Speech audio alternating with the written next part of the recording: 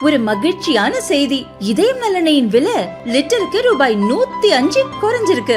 September 2023ல 1 litre இதயம் நலனையின் அதிகபட்ச விலை ரூபாய் 503. ஆனா இப்ப 1 லிட்டர் இதயம் நலனையின் விலை ரூபாய் 398 மட்டும்தான் தமிழ்நாட்டுல. அப்ப இனிமே எல்லாரும் இதயம் நலனை வாங்கலாம் இல்ல? சென்னை வேளச்சேரி காந்தி சாலையில் ஸ்டாலின் பிறந்த நாளை முன்னிட்டு சென்னை தெற்கு மாவட்ட திமுக வழக்கறிஞர் அணி சார்பில் பொதுக்கூட்டம் மற்றும் நலத்திட்ட உதவி வழங்கும் விழா நடந்தது. அதே சாலையில் பொதுக்கூட்ட மேடை அமைக்கப்பட்டிருந்த இடத்துக்கு அருகாமையில் உள்ள மண்டபத்தில் திருமண வரவேற்பு நிகழ்ச்சி நடந்து கொண்டிருந்தது. திமுக பொதுக்கூட்டத்தால் திருமண விழாவுக்கு வந்தவர்கள் மண்டபத்துக்கு செல்ல முடியாமல் தவித்தனர். பாதையை அடைத்து பொதுக்கூட்டம் நடத்தியதோடு மண்டபத்தின் வாயிலிலேயே வாகனங்கள், ஜெனரேட்டர் ஆகியவற்றை நிறுத்தி வைக்கப்பட்டிருந்தது. இதனால் திருமணத்துக்கு வந்த உறவினர்கள் வழி தெரியாமல் சிரமப்பட்டனர். பாதி பேர் மண்டபத்துக்கு செல்ல முடியாமல் வீடு திரும்பினர்.